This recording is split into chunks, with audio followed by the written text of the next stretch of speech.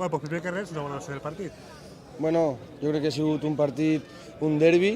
Evidentment n'hi ha polèmica, n'hi ha futbol, n'hi ha intensitat i nosaltres anarem un poquet disgustats per la manera que han perdut, però jo crec que l'equip ha donat molt bona cara, ha acabat els últims minuts en 9 jugadors atacant, intentant voler anar per el partit, no ha pogut ser, felicitar a l'Olímpic i a preparar la pròxima setmana, que tenim pròxim partit i al final el futbol sempre te dona una nova oportunitat i la tindrem en Ibi.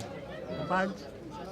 Quin ha sigut com ha sigut el fet de l'expulsió de vostre jugador? Bueno, nosaltres entrem al descans, intentem fer una variació tàctica, canviem d'un 4-4-2 que estàvem jugant a un 4-1-3-2 i entra el delegat i ens notifica que estava expulsat el número 3.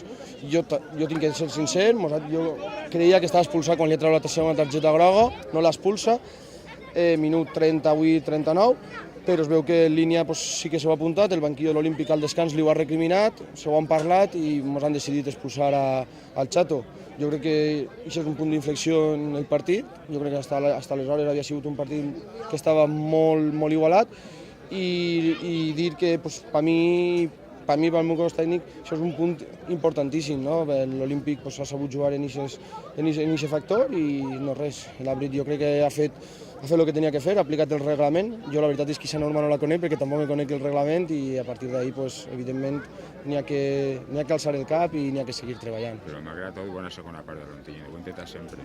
Sí, nosaltres som un equip que sempre s'ho deixa tot. Jo crec que la setmana passada va passar el mateix a Orihuela, avui s'ha vist un Ontinyent en la segona part volcat. La veritat és que no estàvem molt fins de mig camp cap a dalt, però l'equip sempre dona la cara amb intentar colgar molts balons a l'àrea. Sabem que l'Olímpic és un equip molt fort en el joc aeri, però és que no teníem un altre, ja que la inferioritat numèrica jo crec que ens ha penalitzat, però a partir d'ahir n'hi ha que alçar el cap i n'hi ha que seguir treballant.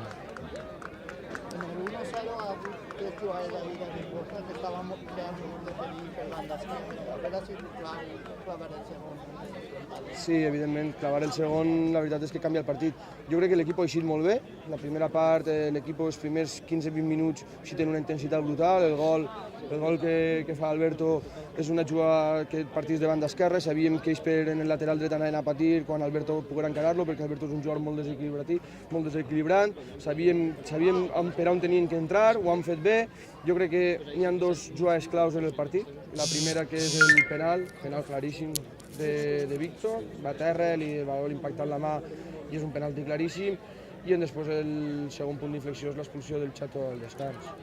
A partir d'ahir, com bé has dit, sí, l'equip els primers 20 minuts han sigut letals i si haguérem aconseguit marcar el segon, el partit hauria sigut diferent. ¿Qué suposa para Ontinyent estos últimos derrotes ante Oriola y Olímpic? Bueno, suposa que no sum més punts, però hi ha que dir que si tu veus els resums dels partits, l'equip ha mort, com se diu, peleant, donant guerra, intentant sempre atacar. El que hagi vist els dos partits haurà vist un Ontinyent amb molt de cor, amb molta intensitat, que sempre confia i creu, i a partir d'ahir que l'equip no suma punts, però la setmana que ve, com bé ha dit abans, tenim un altre partit i per a nosaltres ja només tenim que mirar el Rayo i intentar recuperar a la gent que anímicament estan un poc estocats i a partir d'ahir anar a Rayo i guanyar. A part de les expulsions hem de lamentar també que mos hagin anul·lat un gol, no? El de Cristo per un fora de joc, que només l'haurà vist l'àrbitre. És que a nosaltres mos pilla molt lluny, a mi em pilla quasi, no te'l puc valorar. Jo sí que puc dir-te que ha sigut un àrbit un poquet polèmic pels dos costats i al final és el que mana i nosaltres no plorem mai ni aleguem ni quan ve a favor ni quan ve en contra. L'àrbit és el que determina, és el jutge i n'hi ha que acceptar-ho. Molt bé.